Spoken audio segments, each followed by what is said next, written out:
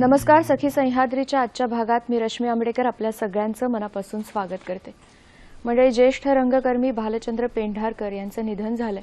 ललित कलादर्शच्या माध्यमातून त्यांनी रंगभूमीसाठी, संगीत नाट्यासाठी खूप मोठं असं योगदान दिलं. पुनरुज्जीवन केलं त्या नाट्याचं एकंदरीत. आणि सगळ्यात महत्त्वाचं म्हणजे त्यांच्या अनेक भूमिका आपल्या लक्षात राहणाऱ्या आहेतच, पण त्यांनी रंगवलेला नारद हा त्यातल्या त्यात कायम आपल्या बरोबर राहणारा आहे, सतत आपल्या लक्षात राहणारा आहे. या ज्येष्ठ रंगकर्मीला भावपूर्ण आदरांजली वाहून आपण आजच्या विषयाला सुरुवात करूया. आपल्यापैकी प्रत्येकालाच सुरक्षित आयुष्य हवं असतं, नाही का? आपण पूर्ण त्यासाठी प्रयत्न करत असतो, काळजी घेत असतो. पण काही काही वेळेला असं होतं, मग परिस्थिती अशी येते किंवा कोणा दुसऱ्याची चूक असते आणि आपल्याला अपघातांना सामोरं जावं लागतं किंवा आपल्या ओळखीच्यांना अपघातांना सामोरं जावं लागतं. मग अपघात होऊ नये किंवा झाला तर कोणत्या गोष्टींची काळजी घ्यायला पाहिजे, या सगळ्याबद्दल आजच्या कार्यक्रमामध्ये आपण बोलणार आहोत. आजचा आपला विषय काय बघूया. आजचा आपला विषय आहे रस्ते अपघात आणि आपत्कालीन मदत कार्य. आणि या विषयावर बोलण्यासाठी आपल्याबरोबर आहेत संजय ससाणे सर. नमस्कार सर. नमस्कार मॅडम. सर उपप्रादेशिक परिवहन अधिकारी आहेत आणि रस्त्यावरचे अपघात झाल्यानंतर कोणती कोणती काळजी घ्यायची आणि मुळात हे अपघात कशामुळे होतात, ते होऊ नयेत यासाठी काय केलं पाहिजे आणि समजा अपघात झालाच तर मदत कार्य कशा प्रकारे केलं पाहिजे, या सगळ्याबद्दल आजच्या कार्यक्रमात ते आपल्याला सांगणार आहेत. तुम्हाला सुद्धा कार्यक्रमात नक्की सहभागी व्हायचं असेल त्यासाठी आपले फोन नंबर्स काय आहेत बघून घेऊया.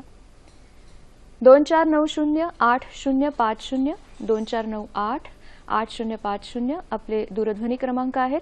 022 एसटीडी कोड मुंबई बाहेरून जी मंडळी फोन कॉल्स करणार आहेत त्यांच्यासाठी आणि मोबाईलसाठी सुद्धा हा कोड आहे 022. फोन कराल तेव्हा आपण दोन गोष्टींची काळजी घेऊया. एक तर आपल्या टीव्हीचा आवाज आपण पूर्ण बंद ठेवणार आहोत, म्हणजे तुमचा आवाज इथपर्यंत नीट येईल. आणि आजचा जो आपला विषय आहे रस्ते अपघात आणि आपत्कालीन मदत कार्य कशा प्रकारे आपण करू शकतो, त्याच अनुषंगाने जर प्रश्न आले तर त्याबद्दलची अधिक माहिती तुम्हा सर्वांना मिळणार आहे. सर, पुन्हा एकदा कार्यक्रमात तुमचं स्वागत. मुळात नमस्कार. सर्व सह्याद्री प्रेक्षकांचं सुद्धा मी स्वागत करतो. नमस्कार. अपघात ही गोष्ट आपल्याला कधीच नको असते, किंबहुना आपल्याला कोणत्याही प्रकारची पूर्वसूचना न देता ज्या गोष्टी घडतात त्याला आपण अपघात म्हणतो. अगदी बरोबर. मग तुम्ही एकंदरीत हे जे रस्ते अपघात आहेत त्यांचं स्वरूप कोणत्या कोणत्या प्रकारचं आहे ते जर आम्हाला सांगितलं तर.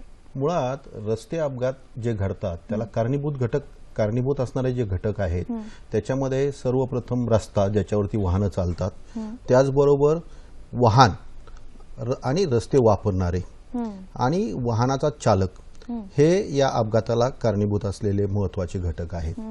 रस्ते अपघाताचा प्रश्न हा फक्त आपल्या देशात, आपल्या शहरात आहे असं नाही, तर जागतिक स्तरावरती सुद्धा याची व्याप्ती मोठी आहे. यासाठीची एक छोटी पीपीटी आपण पाहूया. बरं. स्लाइडच्या माध्यमातून आपल्याला त्याची व्याप्ती लवकर लक्षात यायला मदत होईल. वर्ल्ड हेल्थ ऑर्गनायझेशन, जागतिक आरोग्य संघटना यांनी 1913 मध्ये रस्ता सुरक्षाविषयी एक अहवाल प्रसिद्ध केलेला आहे. त्याच्यामध्ये 12 लाख लोक जागतिक स्तरावर अपघातात मृत्युमुखी पडतात आणि यामध्ये विकसनशील देशातील मृत्युमुखी पडणाऱ्या व्यक्तींची संख्या जास्त आहे. 4 व्यक्ती जर रस्ते अपघातात मृत्यू पावत असतील तर त्यातल्या 3 व्यक्ती ह्या कमवत्या पुरुष व्यक्ती असतात. त्यामुळं पूर्ण त्यांचं जे कुटुंब आहे ते यामुळं उद्ध्वस्त होत असतं. आणि याच्यावर प्रकाश टाकण्यासाठी जागतिक आरोग्य संघटनेने 2011 ते 2020 हे दशक रस्ता सुरक्षा अपघातातील व्यक्तींना मदत करणे आणि रस्ते अपघात कमी करणे यासाठीचं दशक ठरवलेलं आहे. बरोबर आहे. आता हे अपघात जे होतात ते वेगवेगळ्या स्थळी होत असतात. म्हणजे आपण बघतो तसं की काही अपघात आहेत ते आपल्या शहरात, आपल्या आजूबाजूला होत असतात किंवा काही गावाच्या ठिकाणी होत असतात, मोठ्या मोठ्या शहरांमध्ये, राज्यांमध्ये, देशांमध्ये. तर यानुसार सुद्धा त्याचं स्वरूप बदलत जातं का? वर्गीकरण केलेलं आहे. पुन्हा एकदा आपण स्लाइडकडे जाऊया. बरं. भारतीय स्तरावरती अपघातांची जी संख्या आहे ती 4,40,000. 2012चं जे प्रमाण आहे ते 1,39,000 लोक ही रस्ते अपघात मृत्यू पावलेली आहे. हे जर प्रमाण आपण पाहिलं तर 381 व्यक्ती दररोज मृत्युमुखी पडत असतात आणि 1287 व्यक्ती अपघातात जखमी होत असतात. हेच प्रमाण 2014 मध्ये जर आपण पाहिलं तर 1,41,000 व्यक्ती मृत्युमुखी पडलेले आहेत. आणि राज्य पातळीवरती जर आपण त्याचं वर्गीकरण केलं तर उत्तर प्रदेश, तामिळनाडू बरोबर महाराष्ट्राचा नंबर लागतो 13,529 व्यक्तींच्या मृत्यूने. यामध्ये 25% यांचा समावेश जो आहे मृत्युमुखी पडणाऱ्यांमध्ये तो दुचाकी व्यक्तींचा आहे. आणि यामध्ये हे जे रेकॉर्ड आहे हे नॅशनल क्राईम रेकॉर्ड ब्युरोने पब्लिश केलेल्या रेकॉर्ड प्रमाणे आहे. याच्यामध्ये रिपोर्ट न झालेल्या अपघातांची संख्या सुद्धा याच्यापेक्षा जास्त असू शकते. सर्वसाधारणतः गंभीर जखमी आणि मृत्युमुखी पडलेल्या लोकांची नोंद या माध्यमातून होत असते. किरकोळ ज्या काही क्रॅशेस होतात त्याची नोंद होत नाही, परंतु छोट्या छोट्या ज्या घटना घडू शकतात त्यातूनच पुढे एखादी मोठी घटना घडायची प्रवृत्ती निर्माण होत असते. त्यामुळं आपण ह्या सगळ्या छोट्या मोठ्या घटनांचा यामध्ये अभ्यास करणं गरजेचं आहे. राज्यस्तरावरती आपण जर याची माहिती घेतली तर आपल्याला दिसून येतं की हे प्रमाण थोडंसं कमी झालेलं आहे अपघातांचं, पण मृत्युमुखी पावणाऱ्यांची संख्या सुद्धा त्याप्रमाणे कमी जास्त होत असते. याचं कारण असं आहे की आपल्याकडे रस्ते सुंदर झालेले आहेत, वाहनं चांगल्या प्रकारच्या टेक्नॉलॉजीची मिळालेली आहेत, पण ती वापरताना जी मानसिकता आपण ठेवायला पाहिजे ती मानसिकता सुधारण्यामध्ये किंवा मनाचा कंट्रोल हा उत्तम ब्रेक हे आपण पाळू शकलेलो नाहीये. आपण त्याच्यावर बोलणार आहोत की कशा पद्धतीने आपण त्याच्यावर सुद्धा नियंत्रण ठेवू शकतो. पण अजूनही तुमच्याकडे डेटा आहे आणि त्याच्यामध्ये मुंबईबद्दल आता आपण माहिती करून घेणार आहोत की साधारण किती ऍक्सिडेंट्स होत असतात. आपण जर ही पीपीटी जर पाहिली मुंबईबद्दलच्या अपघाताच्या संख्येची तर 210 ते 20 आता जून पर्यंतचा डाटा माझ्याकडे आहे. याच्यामध्ये मृत्युमुखी पडणाऱ्या अपघातांची जी संख्या आहे ती 233 आहे. याच्यामध्ये 245 व्यक्ती मृत्यू पावलेले आहेत. 981 अपघात हे गंभीर जखमींचे आहेत. यातून गंभीर जखमी झालेले जे लोक आहेत ते 1174 आहेत आणि किरकोळ अपघातांमध्ये 757 अपघात झालेले आहेत. तर हे मायनर ऍक्सिडेंट आणि मेजर ऍक्सिडेंटचं टोटल जर आपण बेरीज केली तर 11,086 एवढे अपघात आपल्याला यातून झालेले अर्ध्या वर्षामध्ये म्हणतोय आपण. अर्ध्या वर्षामध्ये अजून अर्ध वर्ष आपल्याला कॅल्क्युलेट करायचंय. पावसाळा, मे महिन्याच्या सुट्ट्या यामध्ये हे प्रमाण कमी असतं. हवामान सुंदर झालं तर वेगाला लगाम घालणं अवघड जातं, त्यामुळे अपघाताची संख्याही वाढते. बरोबर. साधारणतः जर आपण कारणांकडे बघायला गेलो सर, आता तुम्ही हे स्वरूप सांगितलं आणि आकडेवारी आपल्याला सांगितलीत की शहरांमध्ये किंवा राज्यामध्ये, गावांमध्ये काय परिस्थिती आहे, महाराष्ट्रातली काय परिस्थिती, पण एकंदरीत जर आपण कारणं बघायला गेलो अपघाताची तर ती कोणती कोणती असतात? खरं म्हणजे अपघाताच्या कारणांचं विश्लेषण करण्यासाठी एक वेगळी सेल असायला पाहिजे आपल्याकडे. त्या अनुषंगाने क्रॅश अनालायझिंग सेल ट्रॅफिक ब्रँचला डेव्हलप होते आता आणि अनेक खाजगी संस्थाही या माध्यमातून या कारणांचा अभ्यास करत आहेत. आपण सुरुवातीला पीपीटी मध्ये नॅशनल हायवे आणि स्टेट हायवे याच्यावरचं प्रमाण पाहूया. जरूर.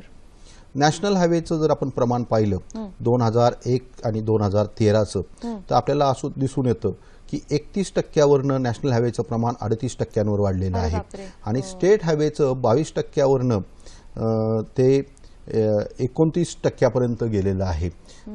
खरं पाहिलं तर 2 ते 3% एवढंच नॅशनल हायवेचं प्रमाण आपल्या टोटल हायवेमध्ये आहे. म्हणजे हायवेवरती वाहनं चालवताना अनेक भरधाव वेगानं किंवा निष्काळजीपणे चालवतात असा एक निष्कर्ष आपल्याला यातून काढता येऊ शकतो. म्हणजे मगाशी तुम्ही जो उल्लेख केलात की आता गाड्यांमध्ये खरं तर सुरक्षा व्यवस्थितपणे त्याच्यामध्ये सगळ्या सुखसोयी केलेल्या असतात, छोट्या गाड्या ज्या असतात त्या, किंवा रस्ते सुद्धा ह्या मोठ्या शहरांना जोडणारे जे आहेत ते सुद्धा आता चांगले करण्याकडे खूप आपण यशस्वी झालो आहोत. पण तुम्ही म्हणालात ती मानसिकता ड्रायव्हिंगची, त्याच्यावर आता कुठेतरी विचार करायला हवाय, कारण हायवेजच्या ऍक्सिडेंटची संख्या वाढलेली दिसते आपल्याला. बरोबर आहे. हायवेच्या अपघातांची जी संख्या वाढलेली आहे त्याच्यामध्ये आपण जर वाहनाप्रमाणे जर त्याची फॅटॅलिटी पाहिली तर आपल्याला या पॉवर पॉइंटच्या माध्यमातून सांगता येईल की बसेसचे जे अपघात आहेत पीपीटी मध्ये आपण जास्त चांगल्या प्रकारे त्याचा आढावा घेऊ शकतो. आपण एक स्लाइड बघणार आहोत यासाठी आणि त्याच्यामध्ये आपल्याला कळणार आहे की कोणत्या कोणत्या कार्स आणि कशा कशा पद्धतीने अपघात होतात. थँक्यू. बसचं जर प्रमाण पाहिलं तर 12,456 अपघात हे बसचे झालेले आहेत. आणि त्या स्लाइडमध्ये आपण सगळ्यात शेवटची जर ग्राफ पाहिला तर तो दुचाकीचा आहे, ज्याच्यामध्ये 63% अपघात हे दुचाकीचे झालेले दिसून येतात. आणि ट्रक आणि लॉरी ह्यांची संख्या खरं म्हणजे फार लिमिटेड आहे, पण त्यांचे अपघात सुद्धा 28,455 इतके मोठ्या प्रमाणावरती ह्या ट्रकचे अपघात झालेले आपल्याला दिसून येतात. त्याच्यामुळं आपण ढोबळमानाने एक निष्कर्ष काढू शकतो की दुचाकी आणि ट्रक चालक यांच्या निष्काळजीपणा म्हणा किंवा दुचाकीला असलेलं कमीत कमी संरक्षण हे या अपघाताला कारणीभूत असू शकतं. आपण सर बोलूया विस्ताराने, पण आपल्याशी विजय सोळंकी बोलतायत. नमस्कार सोळंकी सर, बोला. नमस्कार मॅडम. बोला. हा सर, मॅडम ते मला सर विचारायचं, जे मद्यपान जे लोक करतात का सर, तुमच्या टीव्हीचा आवाज लायसन बंद विरुद्ध करा. काही सर कारवाई करत असतील ना? मद्यपान जे करतात लोक लायसन. सोळंकी साहेब नमस्कार, आपल्या सहभागाबद्दल आम्ही आपले आभारी आहोत. दारू पिऊन गाडी चालवणं हा एक मेजर गुन्हा आहे, महत्वाचा गुन्हा आहे. आणि अशा प्रकारे गाडी जर दारू पिऊन चालवली तर तो सदग्रस्त योग्य स्थितीत, मानसिक स्थितीत आणि शारीरिक स्थितीत नसल्याबद्दल त्याला अटक होऊ शकते, त्याची गाडी जप्त होऊ शकते. याचबरोबर त्याचं जे लायसन्स आहे ते निलंबित होऊ शकतं. ते अशा प्रकारची त्याची जी कृती आहे ती जर एखाद्याच्या जीविताला घातक ठरली तर त्याचं लायसन्स कायमचं रद्द होऊ शकतं आणि त्याला तुरुंगवासाची शिक्षा सुद्धा होऊ शकते. पण खरं मुळात हे चालवून म्हणजे मद्यपान करून गाडी चालवायचीच नाही ना, तर बाकीचं मद्यपान करून गाडी चालवणं हे पूर्णपणे बॅन आहे. ज्या वेळेला अशा प्रकारची कधी वेळ येते एखाद्याला, त्यावेळेला त्यांनी एकतर दारू न पिलेल्या माणसाच्या हातात गाडी देणं आवश्यक आहे, अगदी बरोबर. किंवा त्या ज्या ठिकाणी तो थांबला असेल त्या ठिकाणी त्यांनी मुक्काम करावा. तिसरा पर्याय ड्रायव्हर हायर करून घरी जावं. कॉल ड्रायव्हर सारख्या ज्या सारख्या गोष्टी असतात त्याप्रमाणे. आता आपण एकंदरीत वळणार होतो की तुम्ही सांगितलं की कुठल्या कुठल्या कारचे कशा कशा पद्धतीने अपघात होतात वगैरे वगैरे. पण मग अशा वेळेला अपघात होऊ नये म्हणून सगळ्या लोकांनी कोणत्या गोष्टीची काळजी घेतली पाहिजे? मग त्याच्यामध्ये चालक आले किंवा अन्य गोष्टी सुद्धा आल्यात की मुळात हे होऊच नाही, ह्यासाठी काय करायचं? बरोबर आहे, अपघात होतात आणि हे अपघात कोणत्या वर्गातील व्यक्तींसाठी होतात हे जर आपण पाहिलं तर आपल्याला त्याच्या उपाययोजना सुचवणं सोपं पडेल. या पीपीटी मध्ये आपल्याला असं दिसून येतं की स्लाइड्स मध्ये आपण एक ग्राफ पाहूया. या ग्राफ मध्ये जर आपण पाहिलं तर आपल्याला बस, ट्रक, टेम्पो जे आपण आधी पाहिलं ते ग्राफच्या स्वरूपात आपल्याला चांगल्या प्रकारे दिसून येतं की पादचाऱ्यांची संख्या आहे ती 8.3 आणि दुचाकीवाल्यांची संख्या आहे 23.8. म्हणजे साधारणतः 30 ते 35% जे लोक आहेत हे दुचाकी आणि पादचारी या संवर्गातील आहेत आणि त्यामुळं या लोकांच्याकडे जास्त लक्ष देणं गरजेचं आहे. दुचाकी वाल्यांनी स्वतः हेल्मेट घालणं, वाहनाचा स्पीड कमी ठेवणं, वाहनाचा बॅलन्स सांभाळणं या बाबी त्याच्यामध्ये येतात. तर ज्या वेळेला पादचारी असतो, पादचाऱ्यांनी सुद्धा रस्त्यावर पाय ठेवण्यापूर्वी काळजी घेणं आवश्यक आहे. वाहनांमध्ये सुद्धा आता मॅन्युफॅक्चरिंग लेवलला, उत्पादन स्थितीवर पादचाऱ्याला कमीत कमी इजा व्हावी अशा प्रकारचं उत्पादन करताना काळजी घेतलेली असते. उदाहरणार्थ तुम्ही जर बंपर पाहिला तर तो बंपर फायबरचा असतो. आपल्याकडे बरेच लोक हा फायबरचा बंपर वाचवण्यासाठी बुलगाड लावतात. या बुलगाडमुळे मेटलच्या पार्टमुळे पादचाऱ्यांना जास्त इजा होते. आपण या टेक्नॉलॉजी बद्दल पण बोलूया किंवा हे खूप महत्त्वाचे मुद्दे आहेत. पण प्रतीक्षा आपल्याशी बोलतायत बोरिवलीहून. नमस्कार. हॅलो. मला एक 2-3 गोष्टींसाठी मार्गदर्शन हवं होतं साहेबांचं. एक तर आता असं सांगितलं जातं की अंडर 18ला लर्निंग लायसन्स मिळतं टू व्हीलरसाठी, पण प्रत्येक एजंट वेगवेगळा सांगतो. कोण सांगतो 50 सीसीच्या खाली गाडी चालवली तर चालेल, 50 सीसीच्या खाली कुठची गाडी आहे माहित नाही. सरसकट 18 वर्षाच्या खालची मुलं लर्निंग लायसन्स घेऊन गाड्या चालवत असतात. ह्याच्याबद्दल काय आहे? कारण काही म्हणजे पेरेंट्स म्हणून काही कळत नाही. इतकी दिशाभूल सगळीकडे. ऑनलाईन फॉर्म भरा म्हणून सांगतात, भरायला गेलं तर 18च्या खालचा फॉर्म घेत नाही. म्हणजे नाईलाजाने शेवटी जाऊन एजंटचे पाय धरावेच लागतात. एजंट त्याच्या मनाप्रमाणे करत असतो. मॅडम हा प्रोसिजर पार्ट आहे, तरी मी मार्गदर्शन. अजून 2-3 गोष्टी. एका लॉयरने जे चुकीच्या ह्याने केलं त्यांना कुठलीही शिक्षा झाली नाही, परंतु आरटीओ ऑफिसने नंतर नोटीस बजावली असं वाचनात आलं. तर ते खरं काय आहे आणि दुसरी गोष्ट म्हणजे जेव्हा आपण बघतो की मोठी मोठी माणसं हे असे प्रकार करून सही सलामत सुटत असतात, कुठलीही त्यांना भीती नाही, तेव्हा हे असे तुम्ही किती चर्चा केलात ना त्याचा खरंच काही फायदा होणार नाही. जीव तोडून माणसं सांगतात, समोरची बघतो आम्ही टीव्ही स्क्रीन, पण त्याचा काहीही फायदा होणार नाही. तिसरी गोष्ट म्हणजे बस स्टॉपच्या आजूबाजूला बिंदास गाड्या उभ्या केलेल्या असतात. मी हल्लीच वाचनात आलं की पिवळे पट्टे काहीतरी नवीन आता काढणार आहेत.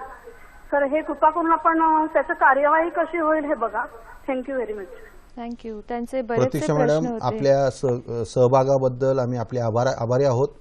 सगळ्यात महत्त्वाचं 16 ते 18 या वयोगटातील मुलांना मोटरसायकल विदाऊट गिअर या प्रकारच्या लायसन्ससाठी अर्ज करता येतो, पण त्याच्यासाठी त्यांच्या पालकांची प्रत्यक्ष हजर राहून मान्यता देणं हे आवश्यक असतं. त्याचबरोबर त्याच्यासाठीच्या ज्या इन्शुरन्स क्लेम्स वगैरे आहेत ते तुमचा जो क्लास आहे तो जर योग्य असेल तर इन्शुरन्स कंपनी कोणत्याही प्रकारे तो नाकारू शकत नाही. आता 50cc आणि मोटरसायकल विदाऊट गिअर ह्या क्लासची एनोमली मोटर व्हेकल ऍक्ट आणि सेंट्रल मोटर व्हेकल रूलमध्ये थोड्या प्रमाणावर आहे, परंतु त्याचं क्लिअरिफिकेशन आपण दिलेलं आहे. मोटरसायकल विदाऊट गिअर या प्रकारात ही मंडळी वाहन चालवू शकतात. बस स्टॉपच्या जवळपास सर्रास गाड्या उभ्या असतात, त्याच्यामुळे बस स्टॉपला किंवा बसला यायला तिकडे अडथळा होऊ शकतो. तर ह्या सगळ्याबद्दल तुम्ही काय सांगाल? खरं म्हणजे रस्त्यावरच्या ज्या खुणा आहेत आणि चिन्ह आहेत ही चालकाला आणि रस्ते वापरणारा मार्गदर्शक ठरणाऱ्या बाबी आहेत. चौक आणि बस स्टॉप याच्यावरती पट्टे मारलेले असतात. या पट्ट्यांमध्ये वाहनं उभी करणे मनाई आहे. हे लोकांनी समजून घेणं गरजेचं असतं. बस चालकाला बसच्या जास्तीत जास्त जवळ बस स्टॉपच्या त्यांनी गाडी उभी केली तर प्रवाशांच्या बसमध्ये चढणे आणि उतरणे यामध्ये कमीत कमी अंतर राहून धोकाही कमी होऊ शकतो. त्यामुळं अशा कोणत्या बस स्टॉपवर जर नियमित प्रकारे पर्टिक्युलरली रिक्षावाले किंवा काही कारवाले जर गाड्या उभ्या करत असतील तर आपल्याकडं ट्रॅफिक डिपार्टमेंटला किंवा लोकल पोलीस स्टेशनला जर फोन केला तर त्यांना तिथं बंदी घालण्याची व्यवस्था होऊ शकते. सर, कारणांबद्दल आपण बोलत होतो की वेगवेगळ्या प्रकारच्या या सगळ्या अपघातांची मुख्य कारणं काय आहेत ज्याच्यामुळे हे अपघात इतक्या मोठ्या प्रमाणात होत असतात? अपघाताच्या कारणांचा विचार करताना पुन्हा एकदा आपण स्लाइड श्लोक जाऊया. सायकोलॉजिकल म्हणजे मानसिक कारणं जी आहेत त्याच्यामध्ये झोप येणे, थकवा होणे, इनअटेन्शन, घरचा विचार करत किंवा कामाचा विचार करत वाहन चालवणे, मेंटल डिसऑर्डर, इनअटेन्शन मध्ये किंवा डिस्ट्रॅक्शन मध्ये फोनचा वापर करणं बोलण्यासाठी, टेक्स्ट करण्यासाठी. त्याचबरोबर काही काही मेंबर्स व्हिडिओ फिल्म्स गाडीमध्ये लावून गाड्या चालवत असतात. तर ह्या सगळ्या बाबी किंवा पाणी पिण्यासाठी, जेवणासाठी न थांबता गाडी चालवत असताना जेवण करणे वगैरे, ही सगळी कारणं यामध्ये चालकाच्या डिसऑर्डरची येतात. त्याचबरोबर समोरच्या वाहनावर जाऊन आदळणे, पुरेसं अंतर न ठेवणे, हवामानातील बदल, पावसाळ्यामध्ये वेग कमी करणं अपेक्षित आहे. घर्षण रस्त्याचं आणि टायरचं हे पावसाच्या पाण्यामुळे कमी होत असतं, त्यामुळं गाडी थांबण्यासाठी वेळ जास्त लागतो. तर अशा प्रकारे या रस्त्यावर गाडी चालवताना काळजी घेणं आवश्यक आहे. त्याचबरोबर इतर unexpected behaviour of the passenger किंवा पॅडेस्ट्रियन्स यामध्ये समजा मुलं क्रिकेट खेळतायत तर अशा वेळेला जर चेंडू आपल्याला रस्त्यावर दिसला तर त्याच्या मागून मुलगा धावत येणार हे आपण एक्सपेक्ट करायला पाहिजे. किंवा पतंग चाललाय, तुटून चाललेला आहे, किंवा 3-4 मुलं एकत्र रस्ता क्रॉस करतायत तर एकाने क्रॉस केला तर बाकी त्याच्या मागे पळतायत. असं एक्सपेक्ट व्हॉट इज अनएक्सपेक्टेड, जे होऊ शकत नाही त्याची तुम्ही पूर्वकल्पना करा आणि त्याप्रमाणे तुमची ड्रायव्हिंग मध्ये काळजी घ्या. म्हणजे त्याच्यासाठी ड्राईव्ह करत असताना 100% तुमचं तिथे लक्ष असणं गरजेचं आहे, जे हल्ली आपलं नसतं, नाही का? रस्त्यावरती पूर्ण लक्ष म्हणजे नुसते डोळे नव्हे तर मन सुद्धा रस्त्यावरती आपलं असणं आवश्यक आहे. हो, आणि तरच आपण हे जे मोठे गंभीर अपघात आहेत, मोबाईल फोनचा वापर तर मला वाटतं हल्ली खूप महत्वाचं कारण झालंय रस्ते अपघातांचं. काय सांगाल या माध्यमातून सर? मला एक कळत नाही, सर सलामत ते पगडी 50. बरोबर. तुम्ही जर सुरक्षित घरी जाऊ शकला तरच तुम्हाला त्या कम्युनिकेशनचा उपयोग होणार आहे. बरोबर. अशा परिस्थितीमध्ये जीवनाला लक्झरी देणारं, जीवन सुलभ करणारं हे इन्स्ट्रुमेंट लोक जीव धोक्यात घालण्यासाठी का वापरतात हाही प्रश्न मला पडतो. किंवा आपल्याकडे काही काही असे नियम आहेत जे सगळ्यांना माहीत असतात की बसच्या डाव्या हाताने ओव्हरटेक करू नये बरोबर. किंवा इन जनरलच डावीकडनं ओव्हरटेक करू नये किंवा आपली लेन तशीच्या तशी सांभाळून ड्राईव्ह करावं. या सगळ्याबद्दल तुम्हाला काय वाटतं? कारण हीच मुख्य कारण बऱ्याचदा आपल्याला हायवेजनं दिसून येतात. प्रत्येकाला प्रत्येक ठिकाणी घाई झालेली घाई असते आणि म्हण आहे अति घाई धोक्यात नाही. बरोबर.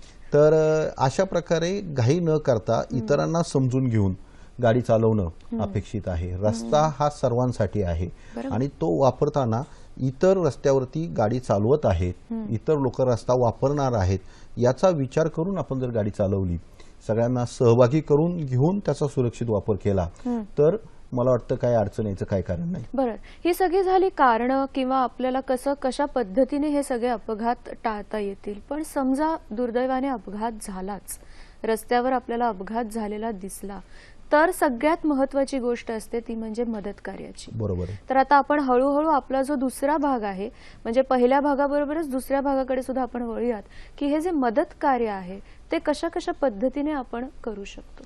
जरूर.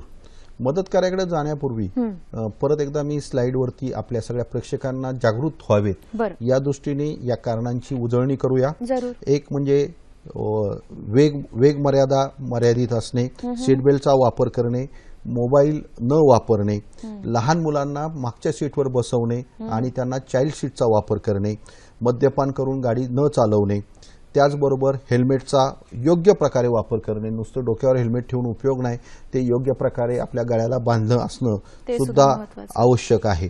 आणि वेगाच्या बाबतीत स्लाइडवर जर आपण आलो तर वेगाच्या बाबतीमध्ये speed thrills but it kills हे लक्षात घेणं आवश्यक आहे.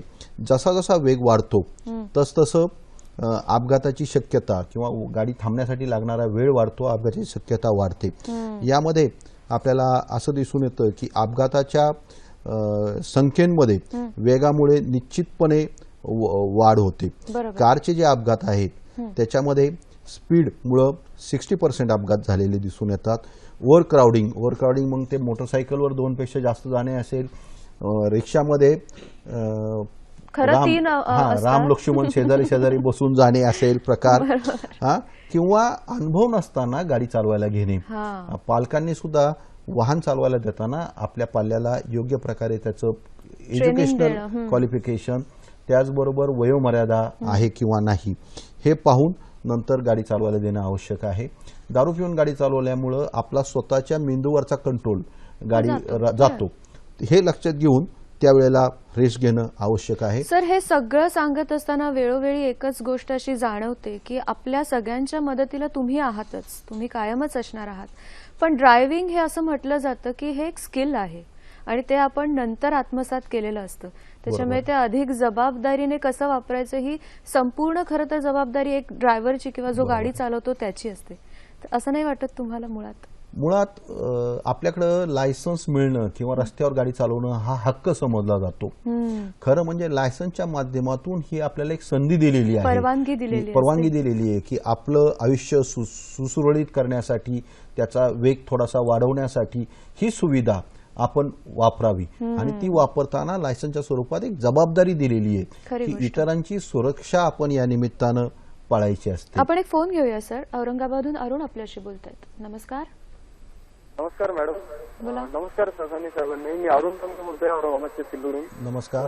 अपघात म्हणजे रस्त्यानं वाहतूक करताना असं आम्हाला केव्हा की अनेक अपघात हे रस्त्यावर म्हणजे जागोजागी खड्डे त्यामुळे होतात, कारण खड्ड्यांना चुकवण्याच्या प्रयत्नामध्ये अपघात होतात असं दिसलं. आणि दुसरी गोष्ट असं म्हणजे की बऱ्याच ठिकाणी वाहतूक पोलिसांना आणि सर्वसामान्य दुचाकी स्वारांना, चारचाकी स्वारांना जे रस्त्यावर फळ विक्रेते असतात त्यांच्यामुळे अडीअडचण निर्माण होते. तर याविषयी मार्गदर्शन काय करावं? धन्यवाद. नमस्कार अरुणजी. बऱ्याच अडचणीतून मार्ग काढून ड्रायव्हिंग करावं लागतं असं त्यांचं म्हणणं आहे. तर त्याच्यामुळे पण अपघात होऊ शकतात. विशेष करून जे तुम्ही पादचाऱ्यांबद्दल बोलता आहात की खूप भरगच्च रस्ता असतो, काही जण भाज्या घेत असतात, काही विक्रेते असतात, त्यांच्याकडे खरेदी चाललेली असते सर्वसामान्यांची आणि मग तिथून जर गाडी जात असेल तर धक्का वगैरे लागू शकतो. तर अगदी बरोबर आहे प्रश्न आपला. आतापर्यंत जे धोरण होतं शासनाचं ते रस्ते वाहनांसाठी हे धोरण होतं. आता शासनाचं धोरण बदललेलं आहे. रस्ते हे माणसांसाठी अशा प्रकारचं हे धोरण निर्माण केलेलं आहे. आता माणसांमध्ये गाडी चालवणारा जो असतो तो सर्वसाधारण पहिल्यांदा पादचारी असतो, गाडीत बसण्यापूर्वी, गाडीत उतरल्यानंतर. त्यामुळं या धोरणांमध्ये नॉन मोटराइज ट्रान्सपोर्ट आणि पादचारी ह्या दोघांना काय सुविधा देता येतील, त्यांचं जीवन कसं सुरळीत करता येईल, सुरक्षित करता येईल, या बाबी रस्ते बांधणी करताना पाहाव्यात, अशा प्रकारचे निर्देश केंद्र सरकारने दिलेले आहेत. इव्हन आता Jawaharlal Nehru urban renewal mission जे आहे त्याच्यामध्ये BRTच्या द्वारे लोकांची वाहतूक फास्ट करताना सायकल ट्रॅक देणं, त्याच्या बाजूला पादचाऱ्यांसाठी सुविधा उपलब्ध करून देणं हे अत्यावश्यक करण्यात आलेलं आहे. अच्छा, आता मदत कार्याबद्दल आपण बोलत होतो मगाशी की ऍक्सिडेंट झाल्यानंतर समजा एखादा ऍक्सिडेंट होताना मी पाहिला, मी तिथे उपस्थित आहे, पण काहीतरी असं घडतं आणि मी म्हणते की नको, मी का पुढे, म्हणजे नंतर काय होईल मला माहिती नाही. बरोबर आहे. हे जे थोडीशी मानसिकता आहे ती दूर करण्यासाठी आता आपण बऱ्याच नव्या नव्या गोष्टी करतो आहोत. काय सांगाल त्याविषयी? लोकांची मानसिकता कशी असते याच्याविषयी पेपरला एक सुंदर आर्टिकल आलं होतं, तर ते आपण पाहूया. पहिल्यांदा स्लाइड आहे. सेव्ह लाईफ फाउंडेशनने याच्यावरती प्रकाश टाकलेला आहे. पियुष तिवारी हे त्याचे फाउंडर मेंबर आहेत. कोणताही अपघात झाला तर सर्वसाधारण माणसांच्या मनात कसं असतं, सॉरी, कांट हेल्प, मी काय करू शकत नाही, मी ह्या भानगडीत का पडावं, अशा प्रकारे मला वेळ नाहीये. परंतु आपल्याला नसलेली वेळ ही कुणावरही कधीही येऊ शकते. बरोबर. त्यामुळं प्रत्येकाला जर असं पाहिजे असेल की आपल्याला कुणीतरी मदत केली पाहिजे, या अनुषंगाने सुप्रीम कोर्टामध्ये वेगवेगळ्या याचिका दाखल झाल्या होत्या. या याचिकाच्या अनुषंगाने सुप्रीम कोर्टाने केंद्र शासनाला डायरेक्शन दिलेले आहे. अपघात कसे होतात, त्यांचं स्वरूप काय असतं, कोणत्या गोष्टींची काळजी घेतली तर ते कमी होतील, याबद्दल आपण आतापर्यंत बोललो. पण अपघात झाला असेल आणि तो आपल्याला दिसत असेल, आपल्या डोळ्यासमोर तो घडला असेल, तर नंतरचं मदत कार्य कसं करायचं असतं किंवा कोणत्या कोणत्या गोष्टी करणं हे आपलं कर्तव्य असतं, त्याच्याबद्दल आता आपण हळूहळू बोलतोय. काय सांगाल सर? नमस्कार. सुप्रीम कोर्टाने जे निर्देश दिलेले आहेत त्याच्यामध्ये मदत कार्य करणाऱ्या व्यक्तीला कोणत्याही प्रकारचा त्रास होऊ नये ही काळजी याच्यामध्ये घेतलेली आहे, जेणेकरून रस्ते अपघातात मदत करणाऱ्या व्यक्तीला प्रोत्साहन मिळावं. मी त्याला जीवनदूत असं नाव देऊ इच्छितो. आणि या जीवनदूताच्या बाबतीमध्ये त्याला सिव्हिल आणि क्रिमिनल कोणतीही लायबिलिटी राहणार नाही. त्याला त्याची ओळख जी आहे ती डिस्क्लोज करण्याची गरज नाहीये. इथपर्यंत त्याच्यामध्ये सुविधा दिलेली आहे. एवढंच नव्हे तर वैद्यकीय अधिकारी जे असतील त्या वैद्यकीय अधिकाऱ्यांनी त्याला जखमीला दाखल करून घेतल्याबरोबर याला मुक्त केलं पाहिजे. म्हणजे मग ती भीती असते की त्याच्यानंतर मला तिथे राहावं लागेल, मला पुन्हा कोर्टात चक्रा मारायला लागतील, पोलीस स्टेशनला जाऊन स्टेटमेंट द्यायला लागेल, जखमीवाले लोक माझ्यावर काहीतरी ऍक्शन घेतील, ही भीती त्याची निघून जावी. म्हणजे वन्स इट इज ऍडमिटेड त्याच्यानंतर ह्या माणसाला मुक्त करण्यात यावं. त्याला नुसतं मुक्त करण्यात यावं असं नव्हे, तर अशा प्रकारे या जीवनदूतांना प्रोत्साहन देण्यात यावं.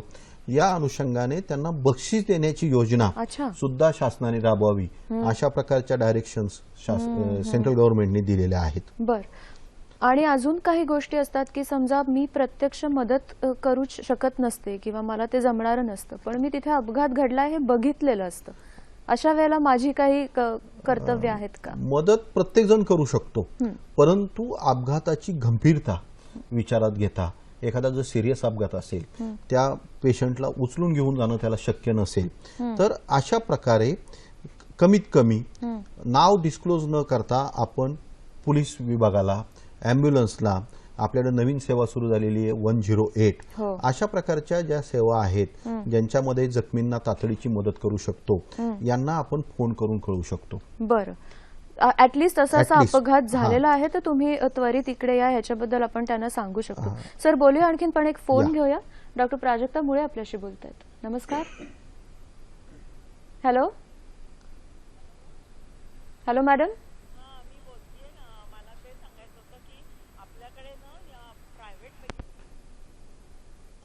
हॅलो.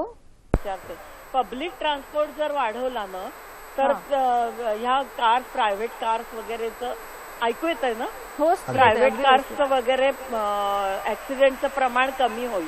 बरोबर आहे की नाही. आणि त्याच्यामुळे कारण पब्लिक ट्रान्सपोर्टमध्ये सगळे व्यवस्थित शिस्तीत चालवत असतात, बस असो ट्रेन असो वगैरे. पण प्रायव्हेट कार्समध्ये बंधन नसतं ना, ते कुणी कसंही आपलं वेहिकल म्हणून वाटेल तसं.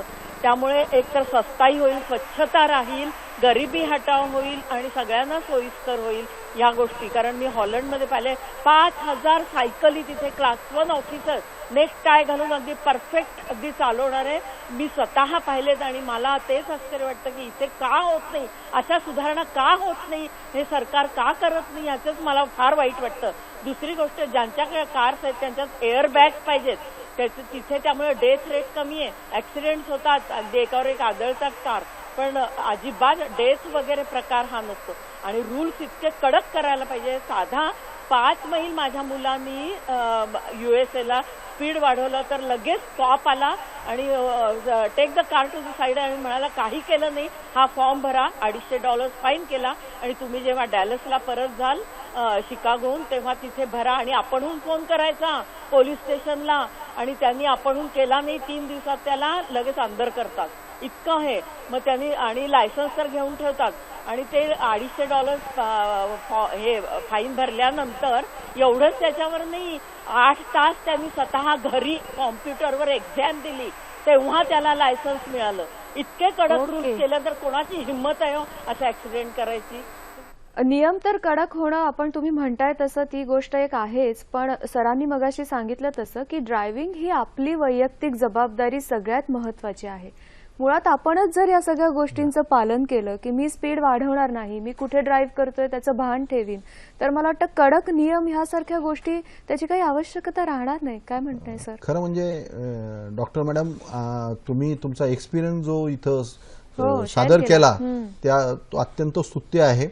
आपल्याकडं रोड सेफ्टी बिल 2014 आणि अमेंडेड 2015 हे लोकसभेत सध्या सादर झालेलं आहे आणि यामध्ये यातल्या बऱ्याचशा गोष्टीचा सहभाग आहे. ड्रायव्हिंगच्या चुकांबद्दल पेनल्टी वाढवणे, त्याचा दंड वाढवणे, याचबरोबर ट्रॅफिक मॅनेजमेंट सिस्टीम सुधारणे, त्याच्यामध्ये वेगवेगळ्या ठिकाणी CCTV लावणे आणि पेनल्टी पॉइंट सिस्टीम ही सुद्धा आपल्याकडे आता येऊ घातलेली आहे. त्यांनी ऍक्सिडेंट्सवरती हेही सांगितलं की पब्लिक ट्रान्सपोर्टचा जास्तीत जास्त उपयोग केला. मास ट्रान्सपोर्ट किंवा सार्वजनिक सेवा वाहनं राज्य सरकारकडे परिवहन आयुक्त कार्यालयाने व्हिजन 2020 डॉक्युमेंट सादर केलेलं आहे आणि यामध्ये शहरातील सार्वजनिक सेवा कशा वाढवता येतील याचाही त्याच्यामध्ये उल्लेख केलेला आहे. केंद्र सरकारने रेल्वे, मोनोरेल ह्या सगळ्या वेगवेगळ्या ज्या मास ट्रान्सपोर्टच्या आयटम्स आहेत किंवा योजना आहेत त्यांचं एकत्रीकरण करणे यासाठी सुद्धा एक स्कीम आणलेली आहे. आणि सायकलचा उपक्रम अत्यंत सुंदर आहे. आपल्याकडे सायकल लोकांच्याकडे नसतील पण 2 व्हीलर आहेत. 2 व्हीलर ह्या स्टेशनवरती पार्क करणं किंवा बस स्टँडवर पार्क करणं याच्या जर सुविधा आपल्याकडे आणल्या आपण, त्याचाही प्रस्ताव आपण त्याच्यामध्ये दिलेला आहे, जेणेकरून लोक जवळच्या पब्लिक टर्मिनल पर्यंत गाड्या घेऊन जातील आणि तिथनं मास ट्रान्सपोर्टचा वापर करतील. बरोबर. आपण मदत कार्याबद्दल सर बोलत होतो आणि तुम्ही असं म्हणालात की जर समजा तुम्ही प्रत्यक्ष फिजिकली जर मदत करू शकत नसाल तर जवळचं पोलीस स्टेशन किंवा तत्सम ज्यांच्यापर्यंत आपण ही माहिती पोहोचवू शकतो त्यांना आपण जर कॉल केला तर आपल्याला ती मदत तरी मिळू शकते त्या वेळेला. हे अपघात जिकडे ही मदत शक्य होते त्याच्याबद्दल आपण बोललो, पण बऱ्याचदा असं होतं की हायवेजवर जेव्हा अपघात होतात तेव्हा आजूबाजूला काहीही नसतं. एखादं जर वाहन पास झालं तर कळू शकतं अपघात झालाय वगैरे, तर अशा वेळेला मदत कार्याचं कसं करायचं? लाईफ सेव्ह फाउंडेशननेच याबद्दलची एक स्लाइड पब्लिसिटी दिलेली आहे. स्लाइड्समध्ये आपण पाहूया. अशा ठिकाणी how I can help an accident victim, मी ऍक्सिडेंट व्हिक्टीमला कशी मदत करू शकतो. याच्या ज्या स्टेजेस आहेत त्याच्यामध्ये सर्वात पहिल्यांदा या विविध नंबर जे दिलेले आहेत आपल्याला 108, 100 यांना फोन करणे. दुसरं, जो व्यक्ती जखमी झालेला आहे त्याची अवस्था नक्की कशी आहे याचा एक अंदाज घेणं. याच्याकरता जर प्रथमोपचारचे कोर्सेस जर आपल्या लोकांनी केलेले असतील तर त्याचा चांगला उपयोग होऊ शकतो. सेंट जॉन अँब्युलन्सच्या माध्यमातून अशा प्रकारचे कोर्सेस आपल्याकडे घेतले जातात. CBSEच्या सिलेबसमध्ये आणि HSCच्या सिलेबसमध्ये या कोर्टचा समावेश करण्याच्या सुद्धा डायरेक्शन सुप्रीम अरे वा. कोर्टाने दिलेले आहेत. की अपघात झाल्यावर प्रथम उपचार कसा? कसे करायचे, फक्त अपघात झाल्यावर नाही, प्रथम In general, उपचाराची हा. जाणीव मुलांना जर झाली तर कोणत्याही स्टेजला ते प्रथमोपचार करू करू शकतात. शकतात. बरोबर. मोटरसायकलचा जर अपघात झाला असेल तर हेल्मेट काढून घेणे, ब्लड त्याचं येत असेल हा. तर त्याचं ब्लड थांबवण्याचा प्रयत्न करणे, परंतु याच्याकरता आपल्याला थोडी तरी वैद्यकीय माहिती मदत असणं कशी गरजेचं करणं आहे. बरोबर. आवश्यक आहे. नाहीतर त्याच्यामध्ये एक गोष्ट वाचवण्यासाठी आपण जाऊ आणि त्याचं गंभीर परिणाम होतील. परिणाम होऊ शकतील. तज्ञांचं मार्गदर्शन याच्यामध्ये घेणं अत्यंत आवश्यक आहे. पेशंटला शक्य तेवढ्या लवकर आपण जर जवळच्या हॉस्पिटलमध्ये नेऊ शकलो तर गोल्डन आवर्स ही जी Exactly. संकल्पना आहे, पहिला 1 तास जो हा, म्हणतात. पहिला 1 तास जो आहे अपघाताच्या मदत कार्याचा, तो साधण्यासाठी चांगली त्याचा उपयोग होऊ शकेल. म्हणजे ह्यामध्ये मला एक छोटीशी शंका अशी आहे की जर समजा अँब्युलन्सला यायला वेळ लागत असेल तर मी एक सर्वसामान्य म्हणून मला मदत करायची असेल आणि माझी गाडी असेल तर मी त्याच्यात त्या गाडीमध्ये तो जो विक्टीम असेल त्याला घेतलं आणि नेलं तरी चालू शकतं का? अगदी या ज्या डायरेक्शन दिलेल्या आहेत केंद्र सरकारने त्याच्यामध्ये अशा विक्टीमला तुम्ही योग्य मार्गाने, म्हणजे समजा स्ट्रेचर शक्य असेल तर स्ट्रेचर, हात पायांना जर इजा झाली असेल तर त्याला पॅडिंग करून अशा प्रकारे तुम्ही जे प्राथमिक सुविधा आहेत, सोयी आहेत त्या करून जवळच्या हॉस्पिटलला नेल्यानंतर त्या हॉस्पिटलमध्ये ती सुविधा असू नसू त्यांनी तो पेशंट अटेंड करणं आवश्यक आहे. बरोबर. आणि ती सुविधा त्यांच्याकडे जर नसेल आणि त्याला पुढच्या हॉस्पिटलमध्ये जास्त सुविधाकारक हॉस्पिटलमध्ये न्यायचं असेल तर ती व्यवस्था त्या हॉस्पिटलच्या डॉक्टरांनी करणं आवश्यक आहे. प्रथमोपचार करून त्याला पुढे पाठवणे. म्हणजे मी ऍडमिट केल्यानंतर माझी जबाबदारी तिथे संपवण्याचं काम खरं तर हे आहे. हॉस्पिटलमध्ये ऍडमिट करणं आवश्यक नाही, हॉस्पिटलपर्यंत पोहोचवणं पोहोचवणं. एवढंच ओके. अपेक्षित आहे. बर. आणि अशा प्रकारच्या ज्या जीवनदूत आपण म्हणू, या जीवनदूतांनी त्या हॉस्पिटलमध्ये पेशंट नेल्यानंतर त्यांनी जर मागणी केली की हा पेशंट मी तुमच्याकडे आणून सोडलेला आहे त्याच्याबद्दल मला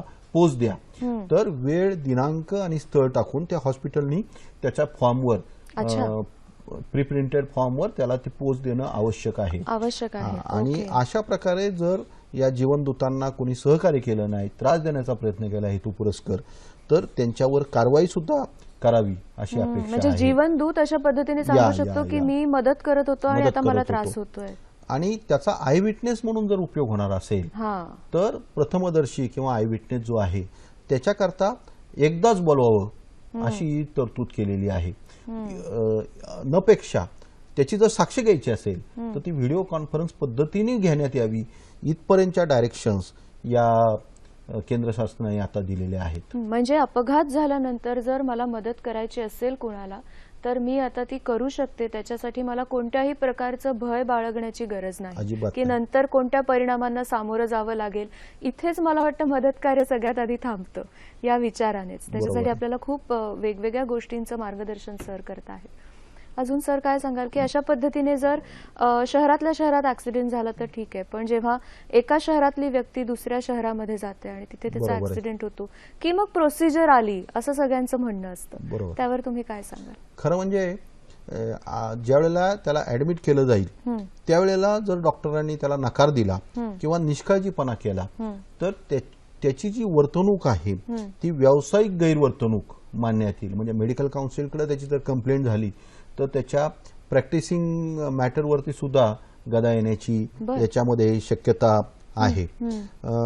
खरं म्हणजे ह्या सगळ्या अपघातांच्या बाबतीमध्ये सगळ्यात पहिला जो मनुष्य असतो तो ड्रायव्हर असतो कोणत्याही गाडीचा, दोन्ही. या ड्रायव्हरवरती सुद्धा एक जबाबदारी आहे की त्यांनी त्याला प्रथम मदत करणे आहे, स्वतःची गाडी थांबवणे बाजूला व्यवस्थितपणे, आणि जो पेशंट असेल त्याला हॉस्पिटलमध्ये पोहोचवणं जवळच्या, ही त्या ड्रायव्हरची जबाबदारी आहे. हे करून त्याला अपघात झाला, चूक कुणाची आहे हे नंतर दिसेल, चूक कुणाची आहे हे नंतर सिद्ध होईल.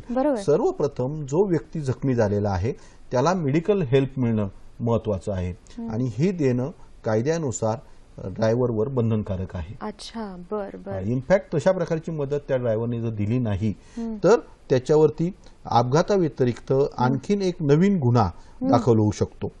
आणि अशा प्रकारची जर मदत दिली तर त्याच्याकडे पाहण्याचा जो दृष्टिकोन आहे तो निश्चितपणे पॉझिटिव्ह राहू शकेल कारण कोर्टाचा. शेवटी तो अपघात आहे असं बरोबर कोणी आहे. मुद्दामून कधी मुद्दामून कोणी काही करत करत नाही. नाही. त्याच्यामुळे त्या जर ड्रायव्हरने असा पुढाकार घेतलाच होता तर त्याची बाजू सुद्धा त्याला नीट मांडता येईल की अगदी नेमकं मांडता काय येईल. झालं होतं, नाही का.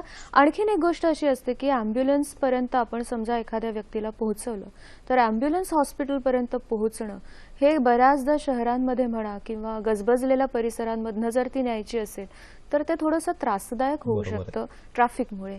तर त्याच्यासाठी सुद्धा एक खूप चांगला उपक्रम आता आहे, तर काय सांगाल त्याच्याबद्दल? महाराष्ट्र शासनाने महाराष्ट्र इमर्जन्सी सर्व्हिसेस, आपण स्लाइडमध्ये त्यांचा फोटो पाहूया कसा आहे तो.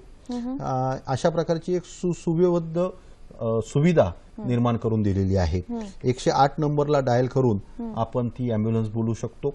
या अँब्युलन्स नुसतं कॅरी करण्याचं काम करत नाही, तर इमर्जन्सी त्याला जर ऑक्सिजन वगैरे काय लागला किंवा योग्य प्रकारे त्याला उचलणं, अशा प्रकारच्या सुविधा या ट्रेन डॉक्टरसह या अँब्युलन्समध्ये उपलब्ध आहेत. आणि राज्य शासनाने हा उपक्रम पूर्ण राज्यामध्ये राबवलेला आहे. बर सर, एक सोलापूरचा फोन आहे, त्याच्यानंतर आपण त्या ग्रीन कॉरिडॉर कडे सुद्धा Yeah, वळूयात. definitely. पण मोहित भोसले आपल्याशी बोलतात. नमस्कार मोहितजी, बोला.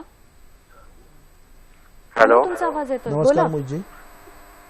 मॅडम, मला हे विचारायचं होतं, जेव्हा एखादा अपघात होतो तेव्हा हे लोक हद्दीवरनं बांधतात, म्हणजे आमच्या हद्दीत येत नाही किंवा दुसऱ्या चौकीच्या हद्दीत येतो, बर, तर आपण त्याला काय करू शकतो? मोहितजींचा प्रश्न होता सर की हद्द नाही, या हद्दीत येत नाही, अशा प्रकारचं जेव्हा सगळं एक होतं तेव्हा काय करायचं? मग मदत तर करायची असते आम्हाला. मोहितजी, आपला जो अपघात होतो त्यावेळेला आपण जखमीला हॉस्पिटलमध्ये पोहोचवणं एवढाच आपला सध्याचा प्रश्न आहे. बरोबर. हद्द कुणाची आहे याविषयीची जी प्रॉब्लेम आहे तो ज्यावेळेला अपघात रजिस्टर करायला जातो त्यावेळी निर्माण होतो. आणि याविषयी सुद्धा डायरेक्शन दिल्या गेलेल्या आहेत की ज्याच्याकडे तो पहिला जाईल अच्छा, दाखल करायला, त्यांनी तो 0 नंबरनी दाखल करून घ्यावा अपघात किंवा जो काही इन्सिडेंट असेल तो, आणि मग ज्यांच्या हद्दीत येतो त्या ठिकाणी जाण्याबद्दल त्यांना समोरच्याला मार्गदर्शन करावं. म्हणजे सगळ्यात अगोदर ज्यांना अपघात झाला आहे त्यांना वाचवणं किंवा त्यांना हॉस्पिटलपर्यंत पोहोचवणं ही हेच सगळ्यात सध्याचं पहिलं काम आहे अवलंबलं पाहिजे. आपलं. या. अजून आपण हेल्पलाईन्स बद्दल बोलतो आहोत, मध्ये मध्ये तुम्ही उल्लेख केलाच, आणि ग्रीन कॉरिडॉर हा सुद्धा जो एक भाग आहे त्याच्याबद्दल आपण बोलणार आहोत. काय सांगाल? नुकतेच आपण बातमी ऐकलेली असेल की पुण्यावरनं एक हृदय मुंबईला येऊन ते ट्रान्सफॉर्मेशन त्याचं यशस्वी झालं. खरं म्हणजे ट्रॅफिक डिपार्टमेंटच्या कौशल्याचा हा एक मॅनेजमेंटचा एक भाग आहे. अँब्युलन्सला प्राधान्य द्या, रस्त्यावरती जाण्यासाठी रस्ता द्या, परंतु सगळ्यांचं म्हणणं असतं की माझ्या पुढंच ट्रॅफिक आहे तर मी मागच्याला कसा रस्ता देऊ. बरोबर. तर यासाठीचा एक उत्तम पर्याय असा आहे, ज्यावेळी तुम्हाला अँब्युलन्सचा हॉर्न ऐकू येतो, सायरन ऐकू येतो किंवा काही ठिकाणी सूचना दिल्या जातात अँब्युलन्सला वाव द्या म्हणून, तर अशा वेळेला प्रत्येकाने आपल्या डाव्या बाजूला होणं, प्रत्येकाने आपल्या डाव्या बाजूला व्हायचं. जरी पथ्य पाळलं तरी सुद्धा अँब्युलन्स उजव्या बाजूने निघून जाऊ शकते. पहिली लेन जी आहे ती अँब्युलन्ससाठी मोकळी ठेवणे ऑटोमॅटिक होऊ शकतं. पहिल्या 1-2 लोकांनी फक्त त्याच्यामध्ये सुरुवातीला संयम बाळगणं आवश्यक आहे. एकदा पहिल्याने संयम बाळगला की मागं त्याची लिंक व्यवस्थित तयार होते आणि अँब्युलन्स जास्तीत जास्त फास्ट वेगाने निघून जाऊ शकते. खरं म्हणजे त्या अँब्युलन्सचा जो साऊंड होतो तो तुम्हाला मला जागा द्या अशा प्रकारचं एक आवाहन करत असतो. तो ऐकून घ्यायची आणि त्याला रिस्पॉन्स द्यायची एक मानसिकता आपल्यापैकी सर्वांनी ठेवणं गरजेचं आहे. सर, आता ह्याच्यामध्ये परत एक मुद्दा असा आहे की शहरांमध्ये गाडीमध्ये इतक्या मोठ्यानं म्युझिक सुरू असतं, काचा बंद असतात आणि आतमधल्या म्युझिकचा खरंच आपल्याला अंदाज येत नाही. तर ही सुद्धा ड्राईव्ह करतानाची जबाबदारी आहे का की आजूबाजूचे आवाज आपल्याला ऐकू आले पाहिजेत? रस्त्यावरती ज्या परिस्थितीमध्ये गाडी चालवतो आपण त्या परिस्थितीमध्ये आजूबाजूच्या परिस्थितीचं भान असणं आवश्यक आहे. म्युझिकमध्ये जर आपण गर्क होऊन गेला असेल तर इट काउंट्स टू डिस्ट्रॅक्शन. बरोबर. म्हणजे आपलं लक्ष ड्रायव्हिंगमध्ये नाही अशा प्रकारची ही बाब होऊ शकते. खरं म्हणजे म्युझिकचा गाडीतला वापर आपल्याला गाडी चालवताना कंटाळा येऊ नये एवढ्याच साऊंडनी असला पाहिजे. आणि गाडीतलं म्युझिक आपण आपल्यासाठी ऐकतो, सगळ्या लोकांना ऐकवण्यासाठी त्याचं साऊंड इफेक्ट वाढवण्याची गरज नाहीये. खरं म्हणजे बरोबर आहे. म्हणजे आजूबाजूला आपलं लक्ष पण राहतं आणि अशी जर काही इमर्जन्सी आली तर आपण. आणि ड्रायव्हिंग करत असताना ज्या वेळेला आपण समोर लक्ष ठेवतो त्यावेळेला पाठीमागं पाहण्यासाठी सुद्धा प्रत्येकाला एक तिसरा डोळा दिलेला आहे हो. रिअर व्ह्यू मिररच्या बरोबर. अनुषंगाने. या मिररमध्ये जर आपण नजर टाकली तर आपल्याला आपल्या मागं काय हालचाली चालू आहेत त्याचाही अंदाज यायला अधूनमधून मदत होत राहते. हेल्पलाईन्स बद्दल आपण मध्ये मध्ये बोलतो आहोत की कोणते असे नंबर्स आहेत की ज्यांनी आपण पटकन ते मदत कार्य सुरू करू शकतो किंवा ती माहिती देऊ शकतो? एक म्हणजे 2 लोकांना याच्यामध्ये कळवणं अत्यावश्यक आहे. बरं. एक म्हणजे पोलीस विभाग, सगळीकडे कॉमन नंबर आहे 100. अच्छा. आणि आता इमर्जन्सी मेडिकल सर्व्हिसेससाठी कॉमन नंबर दिला गेलेला आहे 108. 100 आणि 108. 108 1228 1298 हा सुद्धा काही हॉस्पिटलसाठी जोडलेला एक विशिष्ट पूर्ण नंबर आहे. 1298 का 1298 1298? 1298. अच्छा. हा 1298 हा एक नंबर आहे. याचबरोबर ज्यावेळेला आपण हायवेने प्रवास करत असतो त्यावेळेला हायवे आता आपण प्रायोजक तत्वावर बांधतो. बरोबर. तर हे जे स्पॉन्सरर आहेत या स्पॉन्सरच्या कडे कंट्रोल रूम असते आणि या स्पॉन्सरर्सना त्या रस्त्यावरती अग्निशामक दलाची वाहनं आणि अँब्युलन्सेस ठेवणं कंपल्सरी केलं गेलेलं आहे त्यांच्या सुविधेचा भाग म्हणून. तर यांच्या कंट्रोल रूमचा नंबर जो लिहिलेला असतो त्या कंट्रोल रूमचा नंबर सुद्धा जर आपण हायवेवरचा बोर्ड पाहून नोट करून ठेवला, वेगवेगळ्या हायवेवर वेगवेगळे आहेत, तर त्या नंबरसाठी आपण जर फोन केला तर आपल्याला सुविधा उपलब्ध होऊ शकते. आणि अजून एक टोल फ्री नंबर सुद्धा आहे का? 1800-220-110 हा सुद्धा एक नंबर आहे? हा टोल फ्री नंबर आहे, हायवे पोलीसचा आहे 1800-220-110. आपले सगळे प्रेक्षक आता नंबर बघता आहेत तर ह्याच्यावर सुद्धा आपण कॉल करून ऍक्सिडेंट झाल्याची माहिती देऊ शकतो. म्हणजे 108 नंबर हा अँब्युलन्ससाठी, 100 नंबर हा पोलिसांना कळवण्यासाठी, 1298 म्हणजे 1298 हा तुम्ही सांगितलात आणि आता जो आपण स्क्रीनवर बघितला 1800-220-110 हे सगळे हेल्पलाईन नंबर्स जे आहेत ते आपण कुठेही ऍक्सिडेंट झाला असेल आणि आपण तो पाहिला असेल तर आपण मदत कार्याला सुरुवात या नंबर्स पासून करू शकतो. या सर्व चर्चेमध्ये आपल्याला आपल्या अनेक दर्शकांनी चांगल्या प्रकारचं सहकार्य दिलेलं आहे. 2 मिनिटं राहिलेत सर आपल्याकडे, त्यामुळे तुम्ही जाता जाता सांगा आम्हाला. लोकांच्या मध्ये जागरूकता या निमित्तानं चांगली येते असं आपल्याला दिसतंय. दुचाकी सेवेच्या अँब्युलन्सची सुद्धा सुविधा पुण्यामध्ये रुबी हॉल आहे. त्यानंतर आंध्र प्रदेशामध्ये GVK यांच्या माध्यमातून झालेली आहे, जेणेकरून जर रस्त्यात गर्दी असेल तर हे दुचाकी अँब्युलन्सवाले तिथपर्यंत पोहोचू शकतात. खरं म्हणजे या इमर्जन्सी मेडिकल सर्व्हिसेस किंवा ट्रामा केअर ही एक चांगली करिअर अपॉर्च्युनिटी आपल्याकडे तरुणांना आलेली आहे. पुरुष परिचारक किंवा मेल नर्स हा एक प्रकार आपल्याकडे तसा फारसा परिचित नाहीये. केरळमध्ये या मेल नर्सच्या माध्यमातून अनेक लोक परदेशात सुद्धा व्यवसायासाठी जातात. तर इमर्जन्सी मेडिकल सर्व्हिसेसच्या माध्यमातून एक नवीन व्यावसायिक संधी लोकांनी जर निवडली, त्याचबरोबर अँब्युलन्सेसच्या बाबतीमध्ये आपण खाजगी सुद्धा अँब्युलन्सेस रजिस्टर करून देतो आणि त्या जर नो लॉस नो प्रॉफिट बेसिसवरती जर चालवल्या तर त्याच्यामध्ये टॅक्स सुद्धा एक्झम्पशन आहे. वेगवेगळे पक्ष संघटना आहेत त्या या क्षेत्रामध्ये समाजकार्याच्या स्वरूपात येतात.